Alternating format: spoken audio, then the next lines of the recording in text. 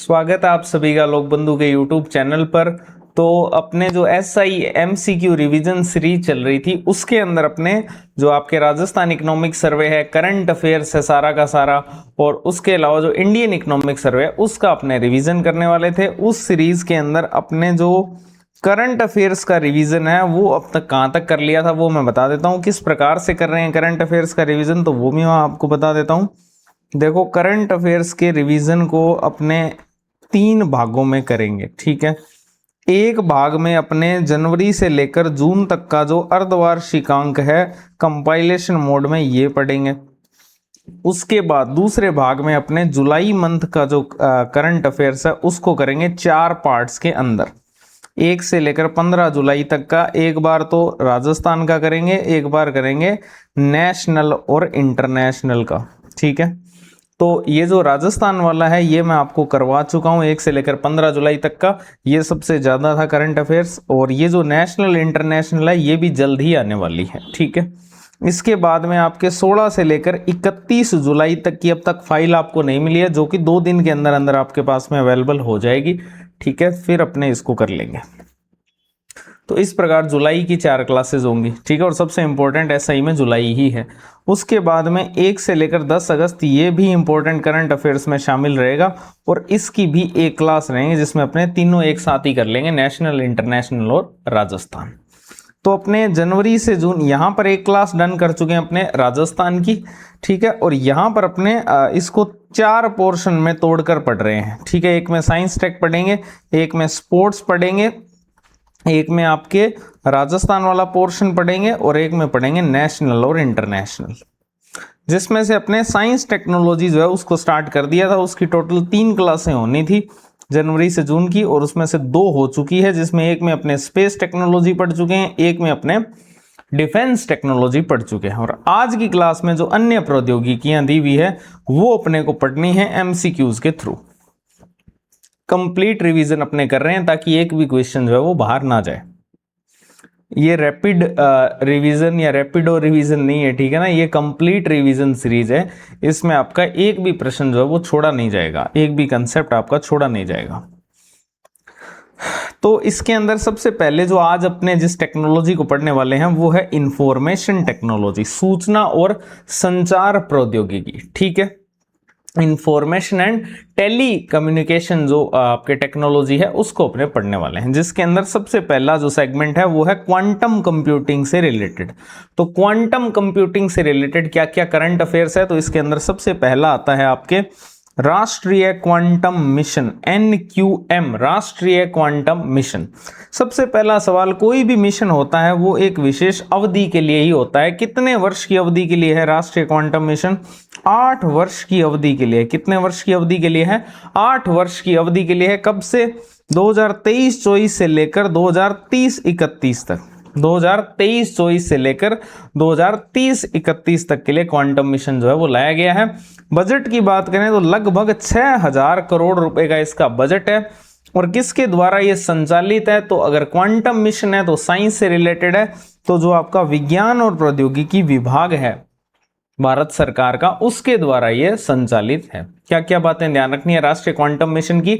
एक तो कितनी अवधि के लिए है? 8 वर्ष की अवधि है। कब से लेकर कब तक? 2023-24 से लेकर 2030-31 तक की अवधि है। बजट की बात करें तो लगभग 6000 करोड़ रुपए का इसका बजट है। कौन सा डिपार्टमेंट इसको चला रहा है? तो DST, विज्ञान और जो प्रौद्योगिकी विभाग है वो इसका संचालन कर रहा है। अगर हम इसके लक्ष्य की बात करें तो इसका लक्ष्य है 3 से 8 वर्षों के अंदर, है ना, क्योंकि टोटल 8 वर्ष की अवधि है, तो 3 से 8 वर्षों के अंदर 20 से लेकर 1000 भौतिक क्यूबिट्स के कंप्यूटर विकसित करना।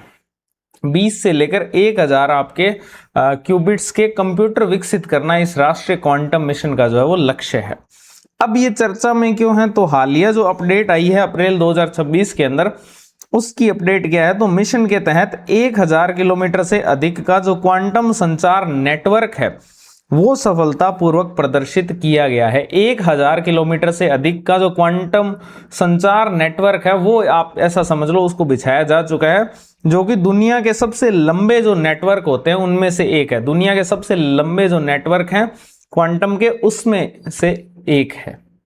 ये जो आपके राष्ट्रीय क्वांटम मिशन के तहत जो क्वांटम संचार नेटवर्क जो है वो प्रदर्शित किया गया है। ठीक है, ये आपके न्यूज थी। अब चलते हैं अगली न्यूज के ऊपर, वो है भारत की पहली स्वदेशी क्वांटम कंप्यूटिंग परीक्षण सुविधा। भारत की जो पहली स्वदेशी क्वांटम कंप्यूटिंग की परीक्षण सुविधा कहां पर है, तो ये आपके आंध्र प्रदेश के अंदर जो अमरावती है वहां पर स्थित जो SRM विश्वविद्यालय है उसके अंदर विश्व क्वांटम दिवस के अवसर पर इसको लॉन्च किया गया। भारत की जो पहली स्वदेशी क्वांटम कंप्यूटिंग परीक्षण सुविधा है इसको आंध्र प्रदेश के अमरावती के अंदर जो SRM यूनिवर्सिटी है वहां पर विश्व क्वांटम दिवस जो कि 14 अप्रैल को मनाया जाता है उस पर इसको लॉन्च किया गया। और ये जो है आपकी अमरावती क्वांटम वैली जो परियोजना है उसका एक पार्ट है, एक अमरावती क्वांटम वैली प्रोजेक्ट है उसका ये हिस्सा है। और ये भारत की जो है वो पहली स्वदेशी क्वांटम कंप्यूटिंग परीक्षण सुविधा है। कहां पर है, आंध्र प्रदेश के अमरावती के अंदर SRM विश्वविद्यालय के अंदर। कब लॉन्च हुई, विश्व क्वांटम दिवस के अवसर पर 14 अप्रैल को। आगे चलते हैं, अगला है क्वांटम एंगेलमेंट एंड टेलीपोर्टेशन। टेलीपोर्टेशन आपने सुना होगा, क्या चीज है ये, तो ये आपके क्वांटम जो यांत्रिकी है या क्वांटम मैकेनिज्म है उसकी एक परिघटना है जहां समान मूल के जो कण हैं वो आपस में जुड़े रहते हैं। टेलीपोर्टेशन आपने वर्ड सुना होगा बहुत बार। तो टेलीपोर्टेशन के माध्यम से पदार्थ का नहीं बल्कि जो क्वांटम सूचना है उसका आदान प्रदान होता है, जो भविष्य के अंदर सर्वर फेल होने पर भी डेटा रिकवरी जिसको अपने क्वांटम क्लाउड स्टोरेज बोलते हैं उसको ये संभव बनाता है। तो टेलीपोर्टेशन बेसिकली जो आपके क्लाउड होते हैं, है ना, क्लाउड स्टोरेज जो होती है उसको ये संभव बनाता है। किस कारण से हो पाता है, टेलीपोर्टेशन के माध्यम से। ठीक है, इसी प्रकार से एक नो क्लोनिंग थ्योरम भी है, इसी से क्वांटम से ही रिलेटेड है, जो चर्चा में है, नो क्लोनिंग थ्योरम, या फिर आप इसको प्रति क्लोनिंग प्रमेय भी बोल सकते हो। प्रति क्लोनिंग प्रमेय क्या है, तो ये आपके क्वांटम यांत्रिकी का मूल सिद्धांत है जो ये बताता है कि किसी अज्ञात क्वांटम अवस्था की सटीक प्रतिलिपि बनाना असंभव है। ठीक है, कोई भी क्वांटम अवस्था है अगर वो ज्ञात नहीं है तो उसकी सटीक प्रतिलिपि जो है वो बनाना असंभव है। हालांकि शोधकर्ताओं ने अब इसकी सटीक प्रतिलिपि बनाने की नई विधि जो है वो खोजी है, जिस कारण से ये चर्चा में है। ठीक है, कोई विशेष नहीं है, अगर आपसे सीधा सीधा पूछ ले कई बार कि प्रति क्लोनिंग प्रमेय क्या है तो आपको पता होनी चाहिए बस। ये तो बात हुई क्वांटम कंप्यूटिंग की। अब बात करते हैं अपने सेमीकंडक्टर और प्रोसेसर की। तो सेमीकंडक्टर और प्रोसेसर वाले फील्ड के अंदर सबसे पहला आता है सेमीकोन इंडिया कार्यक्रम। सबसे पहला क्या है, सेमीकोन इंडिया कार्यक्रम। अब ये जो सेमीकोन इंडिया कार्यक्रम है इसकी नोडल एजेंसी कौन सी है, तो आपको नाम से ही पता चल जाना चाहिए। सेमीकोन है इसका मतलब सेमीकंडक्टर है। कंडक्टर आप सेमीकंडक्टर जो है वो आपके इलेक्ट्रॉनिक्स से रिलेटेड चीज है। तो आपके जो मिटी है, इलेक्ट्रॉनिक्स और सूचना प्रौद्योगिकी मंत्रालय मिटी, उसके अधीन एक संस्था है सीडेक। ये जो सीडेक संस्था है ये इस कार्यक्रम की क्या है, एक नोडल एजेंसी है सेमीकोन इंडिया कार्यक्रम की। और इस कार्यक्रम के तहत जो फैबलेस सेमीकंडक्टर है उनके लिए डिजाइन आधारित प्रोत्साहन योजना जो है वो चलाई जा रही है। तो ये आपके सेमीकोन इंडिया कार्यक्रम है जिसकी नोडल एजेंसी सीडेक है जो कि मिटी के अधीन है। इसके बाद अगला कार्यक्रम है माइक्रो प्रोसेसर विकास कार्यक्रम। माइक्रो प्रोसेसर विकास कार्यक्रम तो सीडेक के द्वारा आईआईटी मद्रास और आईआईटी बॉम्बे के सहयोग से जो है ये कार्यक्रम जो है वो चलाया जा रहा है। माइक्रो प्रोसेसर जो विकास कार्यक्रम है ये सीडेक के द्वारा आईआईटी मद्रास और आईआईटी बॉम्बे के सहयोग से चलाया जा रहा है, जिसके अंदर आपके स्वदेशी जो माइक्रो प्रोसेसर है वो विकसित किए जा रहे हैं, जैसे कि वेगा 12, शक्ति 13 और अजीत। ठीक है, ये आपसे पूछा जा सकता है कि वेगा 12, शक्ति 13 और अजीत क्या है, तो ये आपके स्वदेशी माइक्रो प्रोसेसर है जो कि सीडेक के द्वारा आईआईटी मद्रास और आईआईटी बॉम्बे के सहयोग से माइक्रो प्रोसेसर विकास कार्यक्रम के तहत विकसित किए जा रहे हैं। ठीक है, अब कुछ लोग ये पूछेंगे कि इस कंटेंट की पीडीएफ हमें कहाँ मिलेगी। ठीक है, ये भी मैं आपको बता देता हूं। ये जो आपकी एमसीक्यू की पीडीएफ है ये आपको 2 जगह पर अवेलेबल रहेगी। ठीक है, एमसीक्यू की जो पीडीएफ है ये आपको 2 जगह पर अवेलेबल रहेगी फ्री के अंदर। ऐप पे जाना, वहां पर एसआई की एक तो वर्दी टेस्ट सीरीज होगी और एक आपके एसआई की अंतिम टेस्ट सीरीज होगी। दोनों के अंदर कहीं भी चले जाना, वहां पर आपको एमसीक्यू की पीडीएफ तो फ्री मिलेगी और इनकी जो सॉल्यूशन पीडीएफ्स है, ठीक है, वो आप जो जिन्होंने टेस्ट सीरीज ली है सिर्फ उन्हीं को मिलेगी। तो अगर आपको एमसीक्यू वाली चाहिए तो इन दो के अंदर आपको ये एमसीक्यू वाली पीडीएफ्स जो है वो मिल जाएगी। फिर दूसरा आता है कि आपको सॉल्यूशन वाली चाहिए अगर करंट अफेयर्स की, तो उसका बहुत सिंपल सा तरीका है। जनवरी से लेकर जून तक का जो करंट अफेयर्स है उसकी रो फाइल्स पूरी तरह से निःशुल्क 320 पेज की है, वो आपके जो लोकबंधु 2025 टेलीग्राम चैनल है वहां पर अवेलेबल है, वहां से आप उसको डाउनलोड कर सकते हो। उसके अलावा दूसरा ऑप्शन ये है कि उसको हमने 107 पेज में चेंज कर दिया है फॉर्मेटिंग करके, ठीक है। तो आपका जो प्रिंटिंग कॉस्ट है वो बिल्कुल ही एक तिहाई से भी कम हो जाएगा। तो 107 पेज के अंदर हमने इसको फॉर्मेटिंग करके चेंज कर दिया है, जो कि आप जो व्हाट्सएप नंबर दिया हुआ है नीचे डिस्क्रिप्शन में, मैं आपको बता देता हूँ, 9145902683, इस व्हाट्सएप नंबर पे आप मैसेज करोगे, वहां पे आपको ये 107 पेज की जो कंपाइलेशन की पीडीएफ है ये मिल जाएगी। इसको प्रिंट करवाओ और आराम से क्लासेस के साथ एमसीक्यूज के साथ इसको पढ़ो। आपका जनवरी से जून तक का जितना भी करंट अफेयर्स है वो सब क्लियर हो जाएगा, ठीक है। अब चलते हैं आगे, डोलोमाइट और विहान प्रोसेसर, ठीक है। तो जो आपके इनकोर सेमीकंडक्टर्स कंपनी है वो भारत का सबसे जो शक्तिशाली एम्बेडेड प्रोसेसर है डोलोमाइट, उसको बना रही है। तो डोलोमाइट जो है वो भारत का सबसे शक्तिशाली एम्बेडेड प्रोसेसर है, जिसका निर्माण कौन कर रही है? इनकोर सेमीकंडक्टर्स कंपनी, ठीक है। जबकि जो आपके अहिंसा कंपनी है वो बना रही है वेगा प्रोसेसर पर आधारित विहान, ठीक है। विहान प्रोसेसर का निर्माण कौन कर रही है? अहिंसा कंपनी, ठीक है। और आपके डोलोमाइट का निर्माण कौन कर रही है? इनकोर सेमीकंडक्टर्स कंपनी। इसके बाद बात करते हैं परम शक्ति सुपर कंप्यूटिंग सुविधा की। तो आपके जो परम शक्ति सुपर कंप्यूटिंग सुविधा है वो मिटी के द्वारा आईआईटी मद्रास के अंदर शुभारंभ की गई है, ठीक है। परम शक्ति जो सुपर कंप्यूटर है भारत का, तो परम शक्ति सुपर कंप्यूटिंग सुविधा जो है वो मिटी ने कहां पर स्टार्ट किया? आईआईटी मद्रास के अंदर। इसके बाद बात करते हैं अमरावती क्वांटम और एआई विश्वविद्यालय की। तो ये आपके जो आंध्र क्वांटम मिशन है उसके हिस्से के रूप में अमरावती के अंदर स्थापित किया जाएगा एआई विश्वविद्यालय। और ये जो आपके है इसके लिए जो आपके NIELIT है और जो आंध्र प्रदेश सरकार है इनके बीच में इसके लिए समझौता हुआ है, ठीक है। इसके और इसके बीच में आंध्र प्रदेश गवर्नमेंट, क्योंकि अमरावती आंध्र प्रदेश में है, और NIELIT जो संस्था है, इन दोनों के बीच में जो है MOU साइन हुआ है। किसके लिए? आपके AI यूनिवर्सिटी के लिए, ठीक है। अब बात करते हैं इंफॉर्मेशन टेक्नोलॉजी के अंदर नेटवर्क और ब्लॉकचेन की। तो नेटवर्क और ब्लॉकचेन की बात करें तो इसमें सबसे पहली आती है अमेरिका इंडिया कनेक्ट पहल। अमेरिका इंडिया कनेक्ट पहल क्या है? तो आपको यहां पता होना चाहिए, जो गूगल के CEO है सुंदर पिचई, उन्होंने घोषणा की थी कि गूगल जो है वो 5 वर्षों के अंदर $15 बिलियन का इन्वेस्टमेंट करके नए जो सब सी हैं, सब सी यानी कि समुद्र के नीचे सब सी केबल्स के माध्यम से भारत को अमेरिका से जोड़ेगा।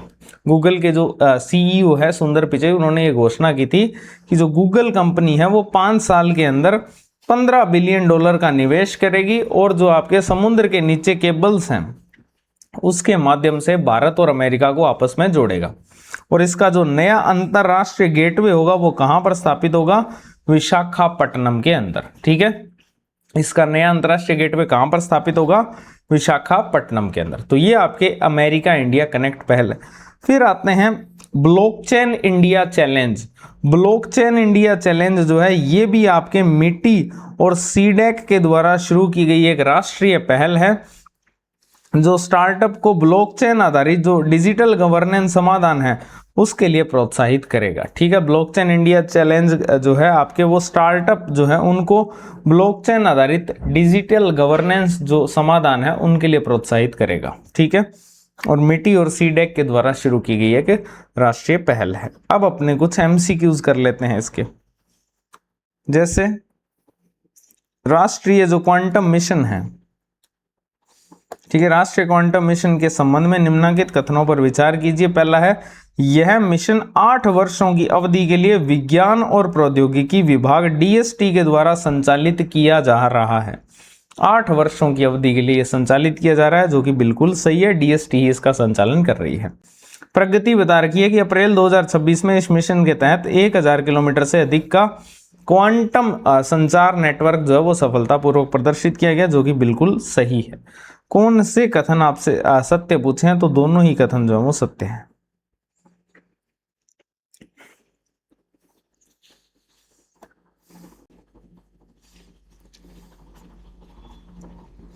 ठीक है, ये आपके इंफॉर्मेशन टेक्नोलॉजी थी। अब टेक्नोलॉजी के अंदर अगले सेक्शन की तरफ चलते हैं, वो है आपके एआई, कृत्रिम बुद्धिमत्ता या फिर आर्टिफिशियल इंटेलिजेंस। इसके अंदर सबसे पहले अपने जो स्वदेशी एआई मॉडल और पहल है उनको पढ़ लेते हैं, जिसमें सबसे पहली आती है वार्या। क्या नाम है? वार्या। अब ये वार्या क्या है, तो पहले अपने स्वदेशी एआई मॉडल्स देख रहे हैं। तो वार्या जो है आपके जो इंडिया एआई मिशन है, इंडिया एआई मिशन जो है उसके तहत आपके एआई नेटिव ट्रांसपोर्टेशन कंपनी जो अवतार है उसके द्वारा नई दिल्ली के अंदर लॉन्च स्वदेशी video story generating AI model है। वार्या क्या है, तो वार्या एक वीडियो स्टोरी जनरेट करने का एक एआई मॉडल है बेसिकली वार्या। ठीक है, आपसे एक तो ये पूछा जा सकता है किस काम में आता है, तो वीडियो स्टोरी को जनरेट करने में काम में आता है वार्या। ठीक है, और किसने इसको लॉन्च किया है, किस कंपनी ने, तो अवतार कंपनी ने इसको लॉन्च किया है, जो कि आपके एआई नेटिव ट्रांसपोर्टेशन कंपनी है। ठीक है, कहां पर लॉन्च किया है? नई दिल्ली के अंदर इसको लॉन्च किया है। और ये स्वदेशी वीडियो जनरेटिंग आपके video story generating AI model है। ठीक है, इंडिया एआई मिशन के तहत यह वीडियो निर्माण की जो प्रक्रिया है उसको 50 चरणों से घटाकर मात्र 4 चरणों में समेट देगा। वार्या जो है वो वीडियो निर्माण की जो प्रक्रिया है उसको 50 चरणों से कितनों में कर देगा? 4 चरणों में समेट देगा। इसके बाद अगला मॉडल है महा एआई, नाम से स्पष्ट हो रहा है महाराष्ट्र एआई। ठीक है, तो ये महाराष्ट्र सरकार के द्वारा लॉन्च किया गया एक स्वदेशी एआई मॉडल है। और महाराष्ट्र जो है वो देश का पहला राज्य स्तरीय एआई हब बनाने वाला प्रदेश बना है। ठीक है, तो ध्यान रखना, राज्य स्तरीय एआई हब बनाने वाला भारत का पहला राज्य कौन सा है? महाराष्ट्र। इसके बाद अगला मॉडल है सर्वम एआई। अब सर्वम नाम से ही स्पष्ट हो रहा है बेंगलुरु का है। ठीक है, तो सर्वम एआई जो है वो बेंगलुरु का मॉडल है और भारत के लिए ये बुलबुल और सारस जैसे जो स्वदेशी बहुभाषी एआई मॉडल है। और जो विक्रम आपके एलएलएम है उसका ये विकास कर रही है। एलएलएम यानी लार्ज लैंग्वेज मॉडल। ठीक है, तो ये सर्वम एआई जो है ये बेंगलुरु और ये भारत के लिए बुलबुल और सारस जैसे जो स्वदेशी बहुभाषी एआई मॉडल है और विक्रम एलएलएम यानी लार्ज लैंग्वेज मॉडल है उसका ये विकास कर रही है। अगर हम विक्रम एलएलएम की बात करें लार्ज लैंग्वेज मॉडल की, तो ये 30 बिलियन और 105 बिलियन पैरामीटर वाले दो मॉडल जो 22 जो भारतीय अनुसूचित भाषाएं हैं जो संविधान के अंदर 8वीं अनुसूची में दी हुई है और जो स्थानीय बोलियां हैं उनमें सटीक अनुवाद और कंटेंट जनरेशन के लिए डिजाइंड है। विक्रम एलएलएम जो है वो आपके 30 बिलियन और 105 बिलियन पैरामीटर वाले दो मॉडल हैं ये बेसिकली, जो कि 22 भारतीय भाषाओं और स्थानीय बोलियों के अंदर सटीक अनुवाद और कंटेंट जनरेशन के लिए डिजाइंड है। इसके बाद बात करते हैं भारत जेन एआई की। भारत जेन एआई क्या है, तो ये पूरी तरह से आपके सरकारी बजट से निर्मित भारत का पहला स्वदेशी एआई मॉडल है। पूरी तरह से सरकारी बजट से बना गया ये पहला स्वदेशी एआई मॉडल है, जिसमें आईआईटी बॉम्बे और डीएसटी जो है इन दोनों ने मिलकर काम किया है। भारत जेन एआई में आईआईटी बॉम्बे और डीएसटी, और ये भारत का पहला स्वदेशी एआई मॉडल है। ठीक है, सरकारी बजट से निर्मित। इसने 17 अरब पैरामीटर वाले बहुभाषी मूलभूत एआई मॉडल जो परम 217B है, मिक्सचर ऑफ एक्सपर्ट जिसको अपने बोलते हैं, उसको पेश किया है। ठीक है, इसने 17 अरब पैरामीटर वाला जो बहुभाषी मूलभूत एआई मॉडल होता है परम 217B मिक्सचर ऑफ एक्सपर्ट्स, उसको पेश किया है। किसने? भारत जेन एआई ने। अब अगर आप प्रश्न करना चाहो तो भारत के पहले स्वदेशी एआई मॉडल भारत जन एआई के संबंध में कौन से कथन जो है वो सही है? तो ये पूरी तरह से सरकारी बजट आईआईटी बॉम्बे और डीएसटी से निर्मित भारत का पहला स्वदेशी एआई मॉडल है, जो कि बिल्कुल सही है। फिर दूसरा है, इसने 17 अरब पैरामीटर वाले बहुभाषी मूलभूत एआई मॉडल परम 2 17B जो है उसको पेश किया, ये भी ठीक है। कौन से कथन सत्य हैं? तो दोनों ही जो है वो सत्य है।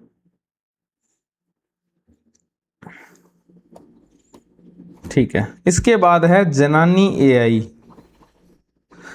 या जननी एआई। ठीक है, जननी एआई। तो इसने 5 अरब पैरामीटर वाला जो आवाज प्रदान एआई मॉडल इन्या वॉइस ओएस है, इन्या वॉइस ओएस, और 12 भारतीय भाषाओं को सपोर्ट करने वाला टेक्स्ट टू स्पीच मॉडल जो है वाचना पेश किया है। ठीक है ना, आवाज प्रदान एआई मॉडल का नाम तो है इन्या वॉइस ओएस, और आपके टेक्स्ट टू स्पीच जो मॉडल है उसका नाम है वाचना। क्या नाम है? वाचना। ध्यान रखना, आप वॉइस टाइपिंग जैसे करते हो, बोल बोल के टाइप करवाते हो, वही चीज ये सेम है। जननी एआई, तो जननी एआई ने क्या किया, इसने 5 अरब पैरामीटर वाला आपके आवाज प्रधान एआई मॉडल बनाया है, जो कि है आपके इन्या वॉइस ओएस, और 12 भारतीय भाषाओं को सपोर्ट करने वाला एक टेक्स्ट टू स्पीच मॉडल जिसका नाम रखा है वाचना, वो पेश किया। अगला आता है वॉइसरा। वॉइसरा क्या है? तो ये मिट्टी के द्वारा जारी एक ओपन सोर्स संपूर्ण वॉइस एआई स्टैक है, जो कि रियल टाइम स्पीच सिस्टम को सपोर्ट करता है।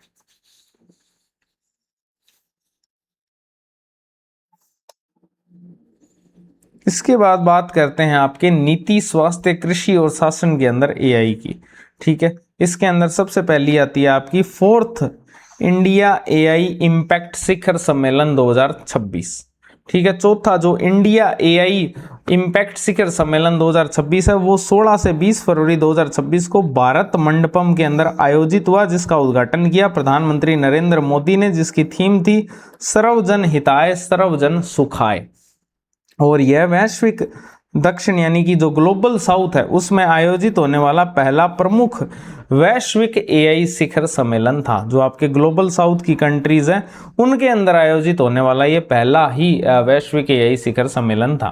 तो आपसे अगर पूछ ले कि जो चौथा इंडिया एआई इम्पैक्ट शिखर सम्मेलन 2026 है वो कहां पर आयोजित हुआ, तो भारत मंडपम के अंदर नई दिल्ली के अंदर 16 से लेकर 20 फरवरी 2024 को, जिसका उद्घाटन प्रधानमंत्री नरेंद्र मोदी ने किया, और उसकी थीम थी सर्वजन हिताय सर्वजन सुखाय।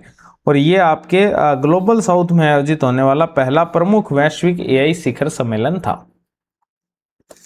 अगर हम प्रश्न की तरफ चलें तो 4th इंडिया एआई इम्पैक्ट शिखर सम्मेलन 2026 के संदर्भ में निम्नलिखित कथनों पर विचार कीजिए। इसका आयोजन फरवरी 2026 में भारत मंडपम नई दिल्ली में किया गया, बिल्कुल सही है। इस शिखर सम्मेलन की मुख्य थीम सर्वजन हिताय सर्वजन सुखाय थी, ये भी ठीक है। यह ग्लोबल साउथ में आयोजित होने वाला पहला प्रमुख वैश्विक एआई शिखर सम्मेलन है, ये भी सही है। इसका मतलब तीनों ही सही है। ठीक है,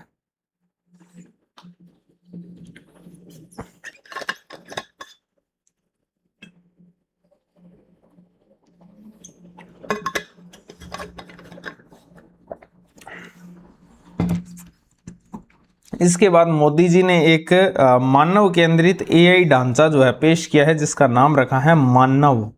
क्या नाम रखा है? मानव। मानव क्या है? आपके मानव निर्मित एक एआई ढांचा है, जिसमें एम जो है उसका मतलब है मोरल्स एंड इथिकल सिस्टम, यानी आपके नैतिक दिशा निर्देश। ए का मीनिंग होता है अकाउंटेबल गवर्नेंस, यानी कि आपके पारदर्शी नियम और निगरानी, है ना। फिर एन का मीनिंग है नेशनल सोवरेंटी, यानी कि डेटा संप्रभुता। ए का मीनिंग है एक्सेसिबल एंड इंक्लूसिव, है ना, तो समावेशी एआई। वैलिड एंड लेजिटिमेट, तो इसका रूप मतलब होता है कानूनी रूप से जो वैध है, वैलिड है। इसके बाद बात करते हैं सही और बोध पहल की। तो सही और बोध पहल जो है आपके जो सही है वो स्वास्थ्य सेवा के अंदर सुरक्षित और नैतिक एआई अपनाने की रणनीति है। सही का मतलब उचित यानी नैतिक, तो आपके सही क्या है, स्वास्थ्य सेवा के अंदर सुरक्षित और नैतिक एआई अपनाने की रणनीति है। फिर इसी प्रकार बोध क्या है, तो बोध आपके आयुष्मान भारत जो डिजिटल मिशन है उसके तहत आईआईटी कानपुर के द्वारा विकसित एक डेटा प्लेटफॉर्म है। ठीक है, बोध क्या है, तो आयुष्मान भारत जो डिजिटल मिशन है उसके तहत आईआईटी कानपुर के द्वारा विकसित एक डेटा प्लेटफॉर्म है, और सही जो है वो स्वास्थ्य मंत्रालय के द्वारा लॉन्च की गई है। तो ये ध्यान रखना, सही स्वास्थ्य मंत्रालय द्वारा लॉन्च एक रणनीति है जो कि स्वास्थ्य सेवा में सुरक्षित और नैतिक एआई अपनाने की बात करता है। बोध आपके आयुष्मान भारत डिजिटल मिशन के तहत आपके आईआईटी कानपुर के द्वारा विकसित एक डेटा प्लेटफॉर्म है। अब अगर अपने यहाँ पर बात करें कृषि और पर्यावरण के अंदर एआई की, तो इसमें किसान ई मित्र आते हैं जो कि उर्वरक उपयोग और लागत कम करने के लिए बनाए गए एआई चैटबॉट है। ठीक है, मौसम जीपीटी क्या है, नाम से स्पष्ट हो रहा है, क्षेत्रीय भाषाओं के अंदर मौसम और जलवायु की सलाह देने वाला एक एआई चैटबॉट है। ठीक है, ब्रह्मा सतर्क क्या है, ब्रह्मा सतर्क जो है आपके ब्रह्मपुत्र और जो गंगा बेसिन है उनके लिए बाढ़ सतर्क किससे, बाढ़ से, तो बाढ़ का प्रभाव आधारित पूर्वानुमान लगाने वाली एआई प्रणाली है। इसी प्रकार से जेली एआईआईपी जो है वो जेलीफिश की उपस्थिति का एआई आधारित पूर्वानुमान लगाने वाला प्लेटफॉर्म है।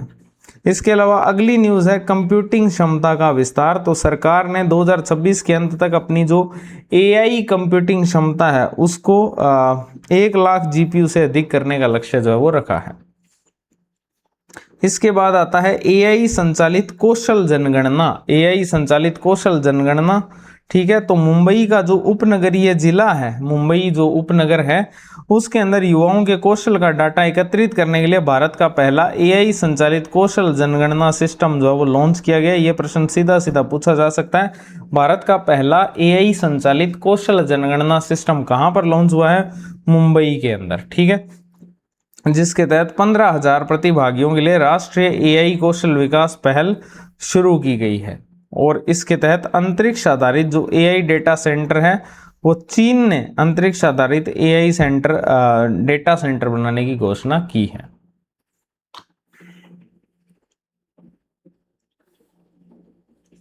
ठीक है, तो इस प्रकार जो आपके अंतरिक्ष आधारित एआई डेटा सेंटर है उसको बनाने की घोषणा किसने की है, चाइना ने की है। अब अपने यहाँ पर एक प्रश्न देख लेते हैं जो कि आपके वार्या जो है, वार्या क्या है, वीडियो स्टोरी जनरेटिंग मॉडल है। फिर उसी प्रकार से महा एआई महाराष्ट्र सरकार का राज्य स्तरीय एआई हब है। बोध क्या है, तो आयुष्मान भारत डिजिटल मिशन के लिए एक डेटा प्लेटफॉर्म है। किसान ई मित्र क्या है, तो उर्वरक उपयोग कम करने वाला चैटबॉट है। तो सही आंसर हो जाएगा इसका ए। ठीक है, अब चलते हैं नेक्स्ट आपके वैश्विक एआई अनुसंधान के ऊपर। विश्व स्तर पर एआई को लेकर क्या क्या रिसर्च हो रही है उस पर बात करते हैं। उसके अंदर सबसे पहली आती है प्रोजेक्ट ग्लासविंग। प्रोजेक्ट जो ग्लासविंग है उसको एंथ्रोपिक जो है उसने लॉन्च किया है, और एंथ्रोपिक का जो अत्याधुनिक एआई मॉडल है क्लाउड मिथोस प्रीव्यू, ठीक है, क्लाउड मिथोस जो प्रीव्यू है उसका उपयोग करके जो विश्व की अति महत्वपूर्ण सॉफ्टवेयर इंफ्रास्ट्रक्चर है उसको ये ऑटोमेटिकली 0 डे जो वल्नरेबिलिटी होती है, जैसे कि 2017 का WannaCry हमला हुआ था, वो क्या थी, एक 0 डे वल्नरेबिलिटी थी, उससे ये सुरक्षित करता है। तो ये आपका है प्रोजेक्ट ग्लासविंग जो कि एंथ्रोपिक ने लॉन्च किया। इसके बाद आता है मेया 200, या इसको अपने बोलते हैं एज्योर मेया 200। ठीक है, एज्योर मेया 200। तो ये माइक्रोसॉफ्ट के द्वारा बड़े पैमाने पर इन्फ्रेंसिंग के लिए विकसित अगली पीढ़ी का एक एआई एक्सेलरेटर चिप है। तो अगर आपसे पूछ ले कि ये क्या है, ऐसा ही प्रश्न पूछा जा सकता है कि मेया 200 क्या है, तो ये माइक्रोसॉफ्ट के द्वारा, एम से माइक्रोसॉफ्ट हो जाएगा, तो माइक्रोसॉफ्ट द्वारा बड़े पैमाने पर इन्फ्रेंसिंग के लिए विकसित एक अगली पीढ़ी का एआई एक्सेलरेटर चिप है बेसिकली। ठीक है, तो ये सारी बातें हुई आपकी कृत्रिम बुद्धिमत्ता या एआई से रिलेटेड, इतना करंट अफेयर्स था। अब एआई की ही एक शाखा है जिसका नाम है रोबोटिक्स। अब रोबोटिक्स से रिलेटेड क्या क्या करंट अफेयर्स है, क्या क्या न्यूज़ है वो देख लेते हैं। सबसे पहली आती है x spider robot. X spider robot, तो ये जो एक्स स्पाइडर रोबोट है उसको तिरुवनंतपुरम जो नगर निगम है, तिरुवनंतपुरम आप सबको पता है केरल के अंदर है, तो तिरुवनंतपुरम जो नगर निगम है उसने स्वच्छ भारत मिशन जो शहरी 2.0 है उसके तहत थम्पानूर के अंदर नहर है एक जिसका नाम है अमाई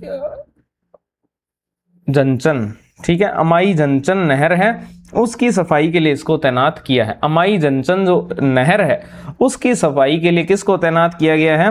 एक्स स्पाइडर रोबोट को। तिरुवनंतपुरम नगर निगम ने स्वच्छ भारत मिशन शहरी 2.0 के तहत जो थम्पानूर शहर है वहां पर अमाई जंचन नहर जो है उसकी सफाई के लिए इसको तैनात किया है, ठीक है। फिर दूसरी बात है कि ये क्या है, तो ये एक जैन रोबोटिक इनोवेशंस के सहयोग से विकसित एआई संचालित रोबोटिक नहर सफाई प्रणाली है, ठीक है। रोबोटिक जो नहर सफाई प्रणाली है वो ये आपके प्रोवाइड करवाता है और इसको विकसित किसने किया है? जैन रोबोटिक इनोवेशंस ने, ठीक है, जो कि cable driven parallel robotics architecture और सेंसर इंटेलिजेंस पर आधारित है। तो ये आपसे प्रश्न 3 पूछे जा सकते हैं। पहला कि कहां पर इसको जो है वो तैनात किया गया है, तो तैनात इसको कि एक्स स्पाइडर रोबोट को कहां तैनात किया गया है? तिरुवनंतपुरम नगर निगम ने इसको तैनात किया है थम्पानूर शहर के अंदर अमाई जंचन जो नहर है उसकी सफाई के लिए, ठीक है। दूसरा है किसके सहयोग से इसको विकसित किया गया है? जैन रोबोटिक इनोवेशन के सहयोग से इसको विकसित किया गया है और ये एक एआई संचालित रोबोटिक नहर प्रणाली है जो कि केबल ड्रिवन जो पैरेलल रोबोटिक्स है जिसको सीडीपीआर बोलते हैं उसके आर्किटेक्चर और सेंसर इंटेलिजेंस पर ये आधारित है, ठीक है। इसके बाद अगर अपने बात करें तो वो है telerobotic ultrasound. Telerobotic ultrasound क्या है? तो अंटार्कटिका स्थित जो मैत्री अनुसंधान केंद्र है उसके एक मरीज की एम्स दिल्ली के डॉक्टरों के द्वारा रोबोटिक सिस्टम से रिमोट अल्ट्रासाउंड जो है वो जांच की। अंटार्कटिका जो आपके महाद्वीप है वहां पर मैत्री अनुसंधान केंद्र आप सबको पता है, वहां पर बहुत सारे इंडिया के रिसर्च सेंटर है जिनमें से एक आता है मैत्री अनुसंधान केंद्र।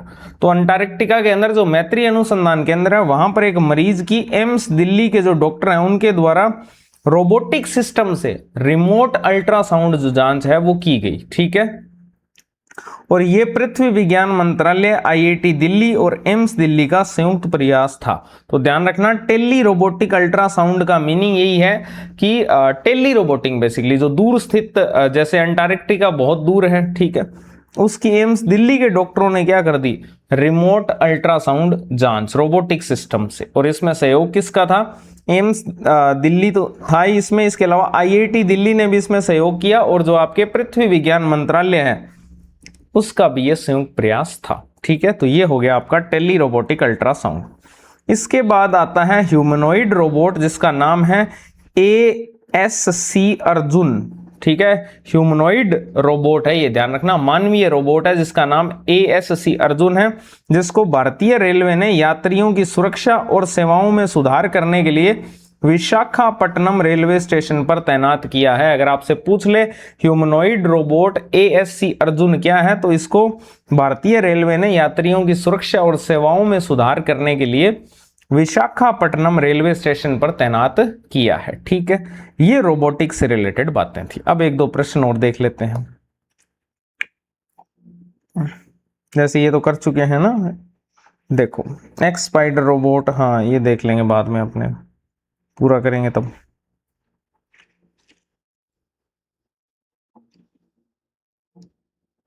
ये रहा विश्व क्वांटम दिवस के अवसर पर भारत की पहली स्वदेशी क्वांटम कंप्यूटिंग परीक्षण सुविधा कहां लॉन्च की गई है? तो ये मैंने आपको बताया था, SRM यूनिवर्सिटी जो अमरावती आंध्र प्रदेश में है वहां पर। इसके अलावा देखो ये डन हो चुका है डिफेंस टेक में, ठीक है। ये आपका स्पेस टेक में डन हो गया था। ये आपके आगे अपने 3D मॉड्यूल किस योजना के तहत है ना, ये अपने आगे देखेंगे, ठीक है। चलो अब आगे चलते हैं। अगला जो सेगमेंट है वो है अपना नैनो टेक्नोलॉजी से रिलेटेड, बायोटेक्नोलॉजी से रिलेटेड और न्यूरो साइंस से रिलेटेड, ठीक है। तो अपने 3 बेसिकली इसमें टेक्नोलॉजी देख रहे हैं, तो नैनो टेक्नोलॉजी, एक बायोटेक्नोलॉजी और एक न्यूरो साइंस।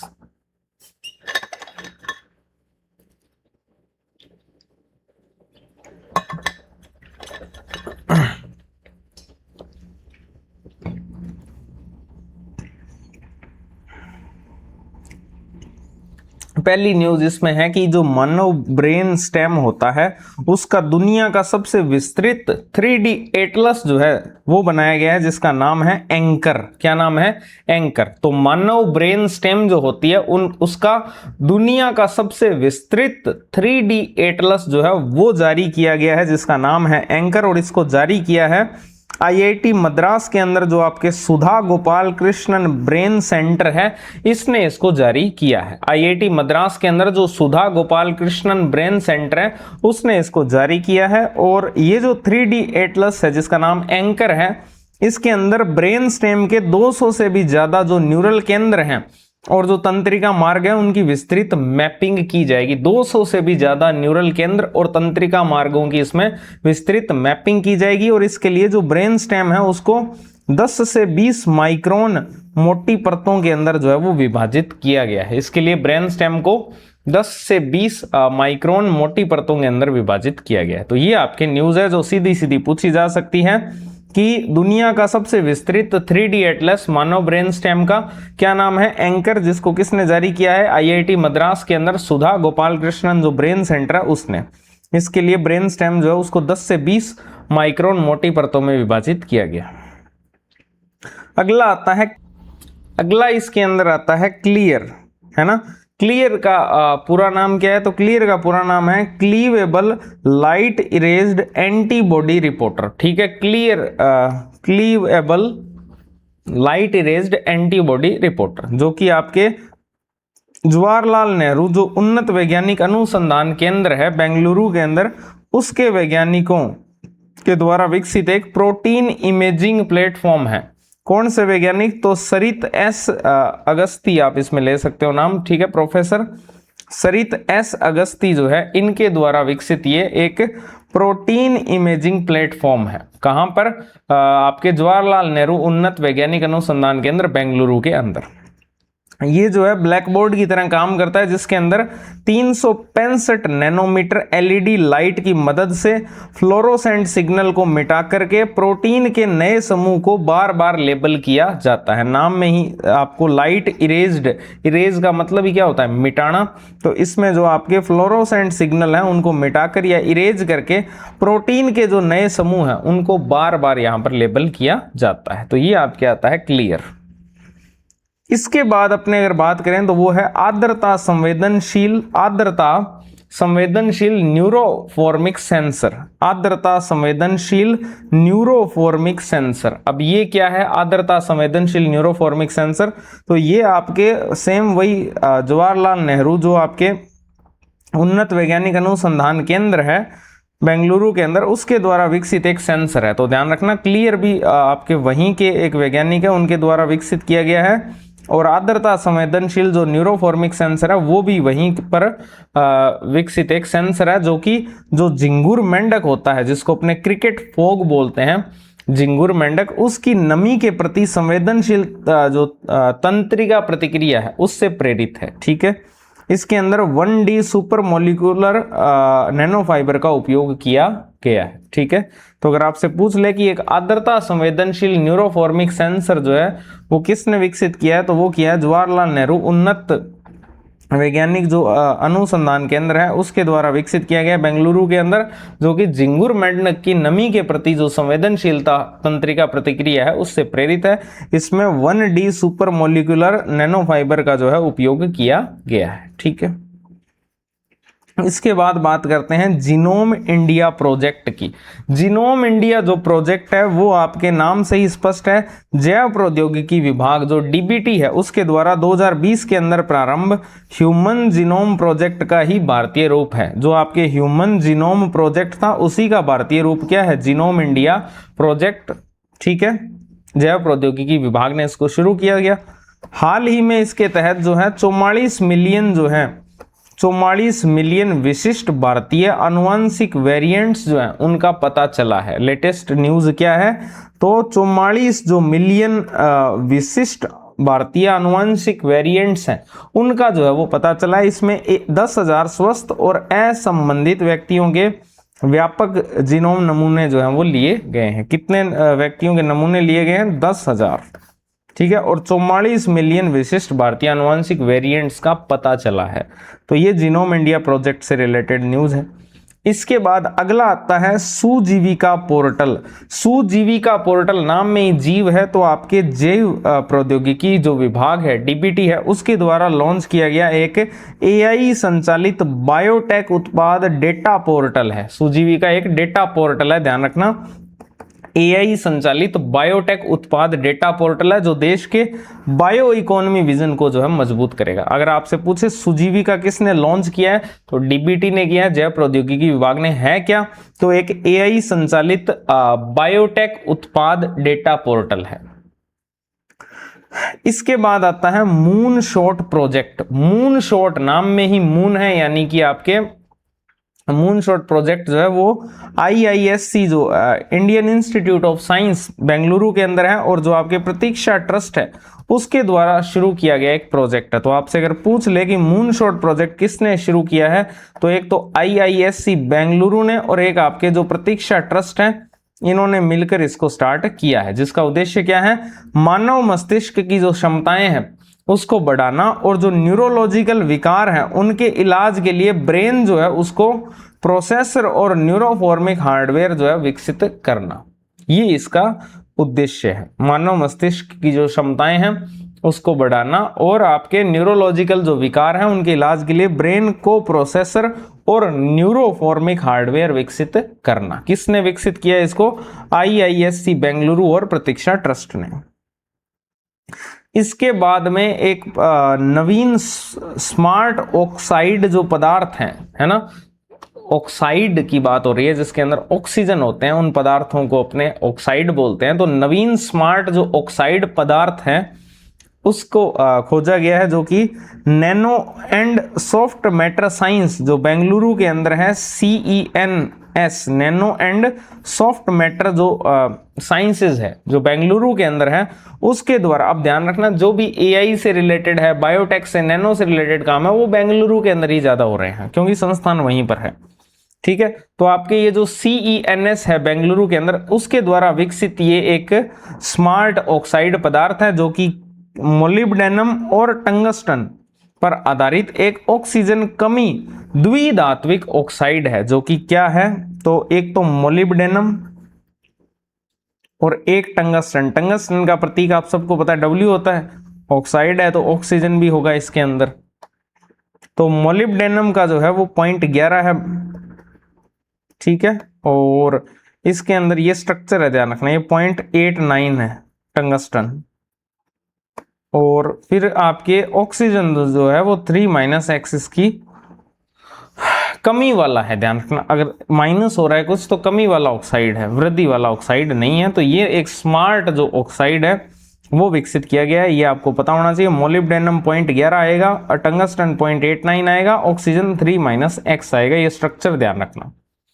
और ये चार्ज होने पर नीले और डिस्चार्ज होने पर पारदर्शी रंग में बदल जाता है और एनर्जी को स्टोर कर लेता है। ध्यान रखना, एक नवीन स्मार्ट ऑक्साइड पदार्थ है। एक तो ये स्ट्रक्चर ध्यान रखनी है, एक इसका विकास किसने किया है, CENS बेंगलुरु ने। तीसरा इसकी विशेषता ध्यान रखना कि चार्ज होने पर ये नीला हो जाता है, जो कि ऑब्वियस सी बात है, और डिस्चार्ज होने पर ये पारदर्शी रंग में बदल जाता है। फिर अगर अपने बात करें तो वो है आपके फोटो एक्टिव प्राकृतिक प्रोटीन इलेक्ट्रॉनिक मटेरियल, जो कि institute of nano science and technology जो मोहाली के अंदर है उसके द्वारा विकसित एक नया पदार्थ है। फोटो एक्टिव प्राकृतिक प्रोटीन इलेक्ट्रॉनिक मटेरियल क्या है, जो आपके institute of nano science and technology है मोहाली के अंदर, उसके द्वारा विकसित एक नया पदार्थ है। अब अपने कुछ प्रश्न करते हैं।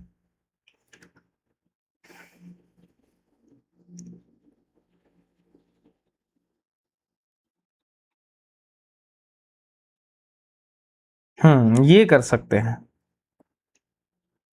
ये तो कर ही चुके हैं ना, बाकी सब हो चुके हैं। जैसे ये है एक्स स्पाइडर रोबोट, तो आपके एक्स स्पाइडर रोबोट आपको मैंने बता ही दिया था, ये आपके AI संचालित नहर सफाई प्रणाली है जो थम्पानूर में विकसित की गई है। उसी प्रकार से एंकर जो है वो मानव ब्रेन स्टेम जो है उसका विस्तृत 3D एटलस है। क्लियर प्लेटफॉर्म जो है वो आपके प्रोटीन इमेजिंग प्लेटफॉर्म है और जीनोम इंडिया के तहत 44 मिलियन आनुवंशिक वेरिएंट्स की खोज हुई है। तो इसमें A का 2 है, B का 1 है, C का 3 है, D का 4 है, तो इसका A हो जाएगा। ओके, ये हो ही चुका है। फिर आपके प्रश्न जो बचे हैं वो तो यही बचे हैं, फिर 3 प्रश्न बचे हैं ना ये वाले, तो ये पढ़ लेते हैं अपने। कोई और हो रहा है क्या यहाँ से प्रश्न? ये लास्ट में ही होंगे फिर। ठीक है, अब अपने अगले सेगमेंट की तरफ चलते हैं जो कि है आपके चिकित्सा विज्ञान और स्वास्थ्य। ठीक है, चिकित्सा विज्ञान और स्वास्थ्य, जिसके अंदर सबसे पहली आती है ओटामेरनी थेरेपी। ओटारमेनी थेरेपी इसको बोलते हैं, ओटारमेनी थेरेपी। ओटारमेनी थेरेपी जो है उसका संबंध किससे है, बस आपको ये ध्यान रखना है, इसका संबंध बहरापन से है। ओटारमेनी थेरेपी जो है वो बहरापन से संबंधित है। तो आपके जो रिजेनरोन फार्मास्यूटिकल है उसके द्वारा, रिजेनरोन फार्मास्यूटिकल जो कंपनी है उसके द्वारा विकसित एक आनुवंशिक बहरापन, हीरिंग लॉस जो होता है, उसके उपचार के लिए विकसित दुनिया की पहली जीन थेरेपी है। जो आनुवंशिक जेनेटिकली जो आपके हीरिंग लॉस होता है उसके उपचार के लिए दुनिया की पहली जीन थेरेपी जो है वो विकसित की गई है। किसके द्वारा?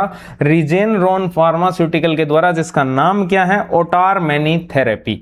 इसे अमेरिका का जो FDA है फूड एंड ड्रग्स एडमिनिस्ट्रेशन, उसने नेशनल प्रायोरिटी वाउचर प्रोग्राम के तहत मंजूरी दी है। इसको अमेरिका का जो फूड एंड ड्रग्स एडमिनिस्ट्रेशन है उसने नेशनल प्रायोरिटी जो वाउचर प्रोग्राम है उसके तहत मंजूरी दी है। ये है ओटारमेनी थेरेपी। और ये जो है आपके ड्यूअल जो एडिनो एसोसिएट वायरस सेराटाइप 1 है, जिसको अपने शॉर्ट में AAV1 बोलते हैं, वेक्टर आधारित एक जीन थेरेपी है, ये ध्यान रखना। जो आंतरिक कान की कोशिकाओं के अंदर OTOF जीन की जो त्रुटि रहित प्रति है यानी कॉपी है, उसको पहुंचाकर ओटाफेरलिन प्रोटीन का निर्माण जो है वो बहाल करती है। भाई ये बायोलॉजी की चीज है, मुझे नहीं आती, ठीक है।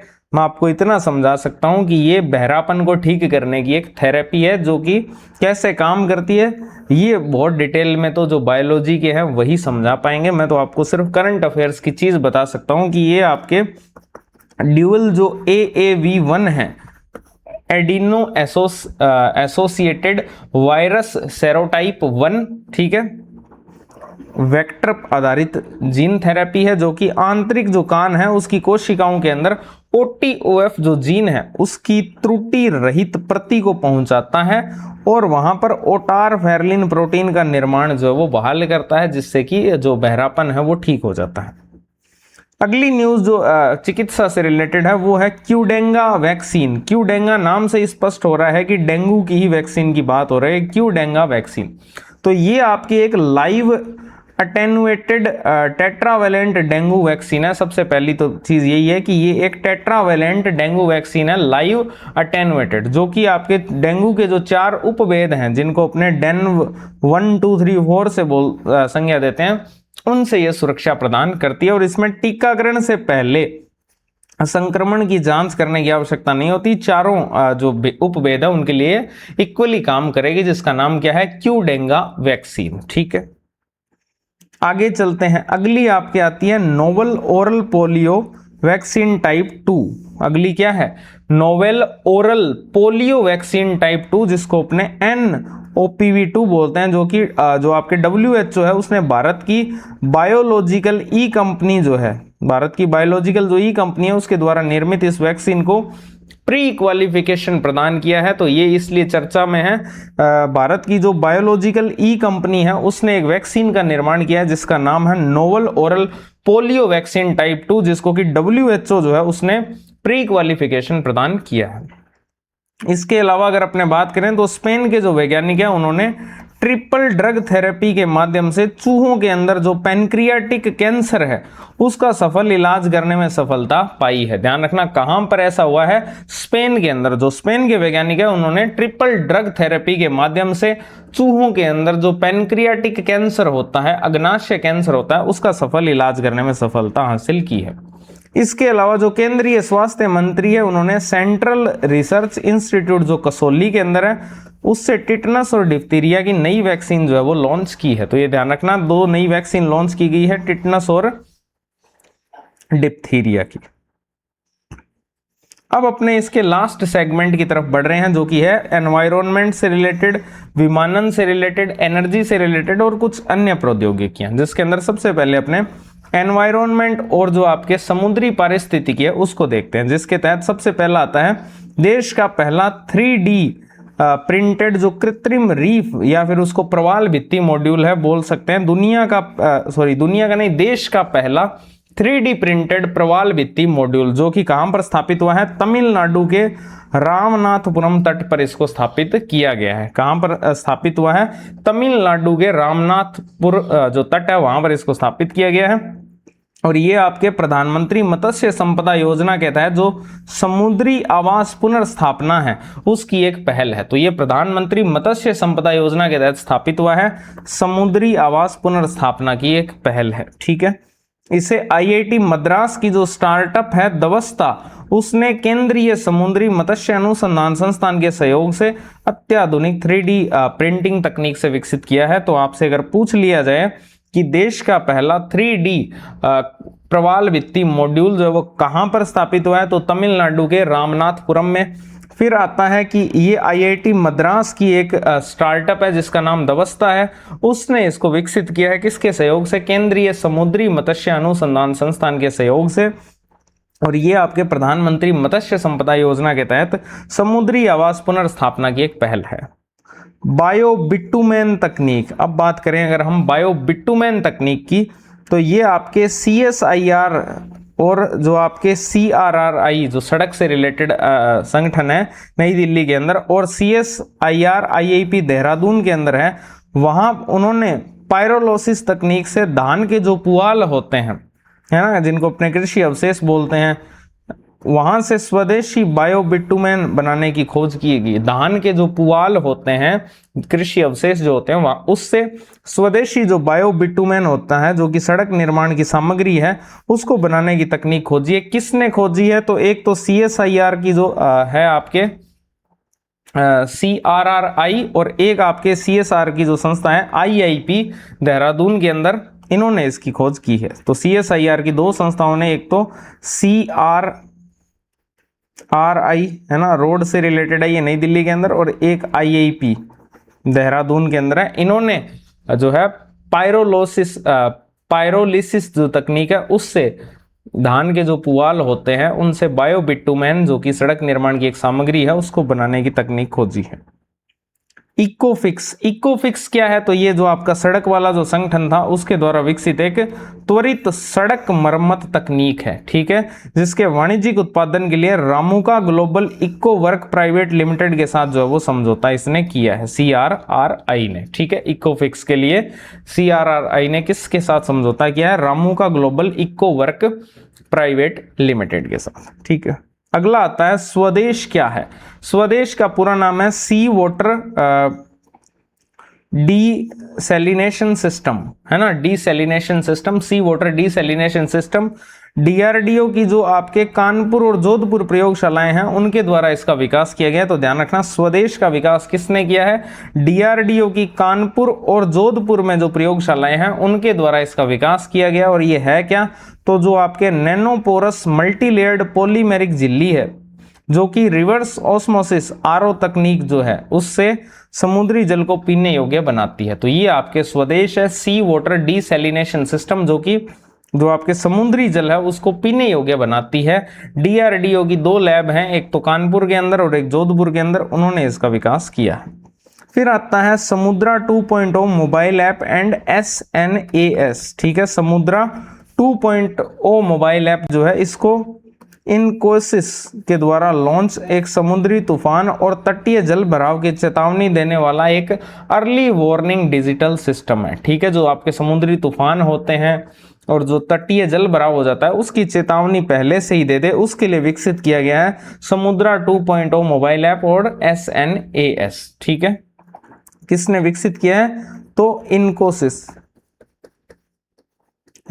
ने। नेक्स्ट सेगमेंट की तरफ चलते हैं, वो है आपके उन्नत मौसम विज्ञान और विमानन से रिलेटेड, जिसके अंदर पहली आती है स्काई कास्ट प्रणाली। अब स्काई कास्ट प्रणाली क्या है, तो ये आपके जो केंद्रीय मंत्री है डॉक्टर जितेंद्र सिंह, उनके द्वारा नई दिल्ली के जो इंदिरा गांधी इंटरनेशनल एयरपोर्ट जो है IGI इंदिरा गांधी IGI हवाई अड्डा, वहां पर इसका उद्घाटन हुआ है। स्काई कास्ट जो आपके प्रणाली है, इसका उद्घाटन केंद्रीय मंत्री जितेंद्र सिंह ने नई दिल्ली का जो इंदिरा गांधी एयरपोर्ट है वहां पर इसका उद्घाटन किया है। और देश का पहला ये एकीकृत विमानन, मौसम निगरानी और पूर्वानुमान प्लेटफॉर्म है, जिसे पृथ्वी विज्ञान मंत्रालय के मिशन मौसम के तहत विकसित किया गया है। ठीक है, भारत ऐसा उन्नत मौसम तंत्र रखने वाला दुनिया का 19वां देश बन गया है। ध्यान रखना किस नंबर का देश बना है, 19वां देश बन गया है भारत इस प्रकार का सिस्टम रखने वाला स्काई कास्ट प्रणाली का। और ये 3 किलोमीटर तक के वायुमंडल की निगरानी के लिए रडार, विंग प्रोफाइलर, लिडार, सिलोमीटर और फोग एरोसोल स्पेक्ट्रोमीटर जो है इनको जोड़ता है। वाईफैक्स शोध पर जो है ये आधारित है। तो बस आपको 2-3 चीजें ध्यान रखनी है। सबसे मेन चीज तो यही है कि स्काई कास्ट प्रणाली जो है इसका उद्घाटन कहां पर हुआ है, डॉक्टर जितेंद्र सिंह के द्वारा नई दिल्ली के इंदिरा गांधी इंटरनेशनल एयरपोर्ट पर। और ये देश का पहला एकीकृत विमानन, मौसम निगरानी और पूर्वानुमान प्लेटफॉर्म है, जिसे पृथ्वी विज्ञान मंत्रालय के मिशन मौसम के तहत विकसित किया गया है। और भारत इस प्रकार का मौसम तंत्र रखने वाला दुनिया का 19वां देश बन गया है। फिर अगर अपने बात करें तो देश की पहली कमर्शियल जो सी प्लेन सेवा है, सी प्लेन सेवा, वो कहां पर, तो कोच्चि के जो अगती रूट है वहां पर उड़ान योजना के तहत स्काई होप जो एविएशन कंपनी है उसके द्वारा इसकी शुरुआत की गई है। देश की पहली कमर्शियल सी प्लेन सेवा की शुरुआत किसने की है, स्काई होप एविएशन ने। कहां पर, कोच्चि अगती रूट के ऊपर उड़ान योजना के तहत। इसमें 19 सीटों वाला जो DSC-6 है, ट्विन ओटर सी प्लेन जो है वो इस्तेमाल किया जाएगा। DSC-6 जो है उसका इस्तेमाल इसमें होगा। फिर आता है देश की पहली इजी कनेक्ट उड़ान। देश की पहली इजी कनेक्ट उड़ान की अगर अपने बात करें तो आपका जो हब और स्पोक मॉडल है उसके तहत वाराणसी के लाल बहादुर शास्त्री इंटरनेशनल एयरपोर्ट से केंद्रीय जो नागर विमानन मंत्री हैं आपके, उनके द्वारा इसकी शुरुआत की गई है। देश की पहली इजी कनेक्ट उड़ान की कहां से शुरुआत हुई है, वाराणसी के अंदर जो लाल बहादुर शास्त्री इंटरनेशनल एयरपोर्ट है वहां पर इसकी शुरुआत हुई है हब और स्पोक मॉडल के तहत, जिसका उद्देश्य है 2030 तक भारतीय यात्रियों के लिए टीयर 2 और टीयर 3 शहरों से निर्बाध अंतर्राष्ट्रीय कनेक्टिविटी प्रदान करना। जो आपके टीयर 2 सिटीज है, टीयर 3 सिटीज है, उनको जो है निर्बाध इंटरनेशनल कनेक्टिविटी से जोड़ना, उसके लिए स्टार्ट की गई देश की पहली इजी कनेक्ट उड़ान वाराणसी से। ठीक है, फिर आता है ADC 150। ADC 150 क्या है, एयर ड्रॉपेबल कंटेनर 150 की अगर अपने बात करें तो ये DRDO और जो भारतीय नौसेना है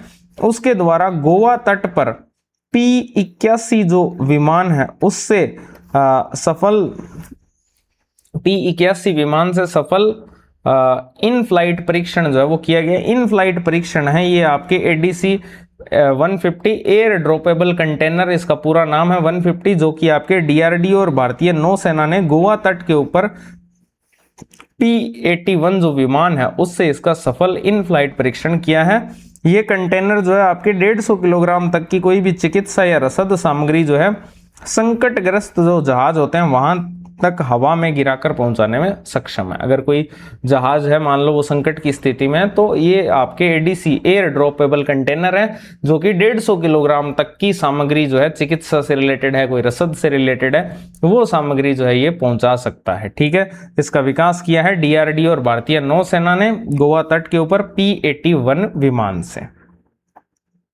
एनर्जी और आपके जो हरित तकनीक है इससे रिलेटेड पहली न्यूज है आपके टोयोटो मिराई। टोयोटो मिराई क्या चीज है, तो दूसरी पीढ़ी का एक हाइड्रोजन फ्यूल सेल इलेक्ट्रिक वाहन है जो कि बाई प्रोडक्ट के रूप में शून्य प्रदूषण करते हुए केवल वाटर वेपर जो है वो छोड़ता है, जलवाष्प छोड़ता है। ठीक है, शून्य प्रदूषण है इसका टोयोटो मिराई का। आप इसको कंपनी से रिलेट मत करना, ये दूसरी पीढ़ी का एक हाइड्रोजन फ्यूल सेल इलेक्ट्रॉनिक वाहन है। ठीक है, हाइड्रोजन फ्यूल सेल इलेक्ट्रॉनिक वाहन है Toyota Mirai. Photo capacitor, photo capacitor क्या है? तो CENS जो बेंगलुरु है उसके द्वारा विकसित एक सौर ऊर्जा संचालित सुपर कैपेसिटर है फोटो कैपेसिटर। फोटो कैपेसिटर जो है वो CENS बेंगलुरु के द्वारा विकसित एक सौर ऊर्जा संचालित सुपर कैपेसिटर है। ये बाइंडर मुक्त जो निकल कोबाल्ट ऑक्साइड है नैनो वायर्स की मदद से एक ही डिवाइस के अंदर सौर ऊर्जा को ग्रहण करने और सहेजने दोनों का काम करता है। बेसिकली फोटो कैपेसिटर सौर ऊर्जा को ग्रहण करता है और उसको सहेजता भी है। ठीक है, तो ये दोनों काम ये करता है। विश्व की पहली LC max residue upgradation facility जिसको अपने बोलते हैं RUF, ठीक है, विश्व की पहली LC मैक्स, तो ये HPCL के द्वारा विशाखापट्टनम जो रिफाइनरी है आंध्र प्रदेश के अंदर वहां पर इसका उद्घाटन हुआ है। और ये आपके शेवरॉन लुमस ग्लोबल जो है उसके द्वारा डिजाइन की गई एक उन्नत हाइड्रो क्रैकिंग तकनीक पर ये काम करती है। इसके बाद आता है फाइनेंस के लिए चक्र। तो SBI जो है उसने ग्रीन हाइड्रोजन, इलेक्ट्रॉनिक व्हीकल और सेमीकंडक्टर जैसे जो उभरते सनराइज क्षेत्र हैं उनको वित्तीय सहायता देने के लिए एक समर्पित सेंटर ऑफ एक्सीलेंस लॉन्च किया है जिसका नाम है चक्र। क्या नाम है? चक्र। तो आपसे अगर पूछ ले कि चक्र क्या है तो SBI के द्वारा, स्टेट बैंक ऑफ जो इंडिया है उसके द्वारा लॉन्च किया गया एक सेंटर ऑफ एक्सीलेंस है। उभरते हुए जो सनराइज क्षेत्र हैं जैसे ग्रीन हाइड्रोजन है, इलेक्ट्रॉनिक व्हीकल्स हैं, सेमीकंडक्टर है, यहां पर इसके लिए लॉन्च किया है SBI ने चक्र। अगला सेगमेंट आपका है आपके बॉटनी और जूलॉजी से रिलेटेड, जिसके अंदर सबसे पहला आता है भारत जामुन का उद्गम स्थल। भारत जामुन का उद्गम स्थल, आप सबको पता है भारत की जो फेवरेट फ्रूट है जामुन, जामुन एक भारतीय फ्रूट है। बिरबल साहनी जो आपके पैलियो साइंस संस्थान है उसके शोधकर्ताओं ने हिमाचल प्रदेश के कसौली के अंदर 20 मिलियन साल पुराने जामुन के पत्तों के जो जीवाश्म है वो खोजे हैं। 2 करोड़ साल पूर्व के जामुन के जो पत्ते हैं उनके जीवाश्म खोजे हैं। किसने? बिरबल साहनी, पैलियो साइंसेस संस्थान के जो शोधकर्ता हैं उन्होंने हिमाचल प्रदेश के कसौली के अंदर। ठीक है, इससे क्या साबित होता है कि जामुन वंश जो है उसकी उत्पत्ति हुई थी 80 मिलियन वर्ष पहले पूर्वी गोंडवाना जो भारत के अंदर था वहां पर हुई थी, ना कि ऑस्ट्रेलिया के अंदर। तो इस प्रकार का जो क्लेम है कि जामुन ऑस्ट्रेलियन है तो ध्यान रखना ये खोज अब हो चुकी है, जामुन भारतीय ही है। किसने की है? आपके जो बिरबल साहनी पैलियो साइंस संस्थान के जो शोधकर्ता है उन्होंने हिमाचल प्रदेश के कसौली के अंदर जो है 20 मिलियन साल पुराने जामुन के जो पत्ते हैं उनके जीवाश्म खोजे हैं, जिससे यह साबित हो जाता है कि जामुन जो है उसकी उत्पत्ति 80 मिलियन वर्ष पहले पूर्वी गोंडवाना यानी भारत के अंदर हुई थी, ना कि ऑस्ट्रेलिया में। गोरामी जीवाश्म, गोरामी जीवाश्म क्या है? तो ये आपके यूपी का जो सहारनपुर जिला है वहां पर शिवालिक हिमालय की तलहटी के अंदर 5 मिलियन वर्ष पुराने प्लायोमेसिन युग की बात हो रही है। ताजे जल की मछली के ओटोलिथ है जीवाश्म, ओटोलिथ होता है कान की हड्डी। तो आपके जो ताजे जल की जो मछली है उसके कान की हड्डी के जो जीवाश्म है वो कहां पर मिले हैं? यूपी के सहारनपुर जिले के अंदर गोरामी जीवाश्म इनका नाम है। जैसे इसमें क्या क्या मिले हैं? गोरामी, स्नैक हेड्स और गोबीज ये सब शामिल हैं। ठीक है, ये सब क्या है? ताजे पानी की जो मछली होती है उसकी कान की हड्डी के जीवाश्म है। और भारत के अंदर गोरामी मछली का पहला और विश्व का दूसरा जीवाश्म रिकॉर्ड है, ये ध्यान रखना, जो ये प्रमाणित करता है कि यह क्षेत्र पहले शांत ताजे जल जो है उसका पारिस्थितिकी तंत्र था। कौन सा वाला? शिवालिक हिमालय वाला। ठीक है, तो ये आपको ध्यान रखना है। फिर अगला आता है इसमें मोरचेला मशरूम, या फिर उसको अपने गुच्छी बोलते हैं। ठीक है, मोरचेला मशरूम जो है वो आपके क्या है? शेरे कश्मीर जो कृषि विज्ञान और प्रौद्योगिकी विश्वविद्यालय है उसके वैज्ञानिकों ने दुर्लभ जो मोरेल मशरूम होती है जिसका क्षेत्रीय नाम गुच्छी है या कना गुच्छी उसको बोलते हैं, उसकी नियंत्रित खेती में सफलता प्राप्त की है।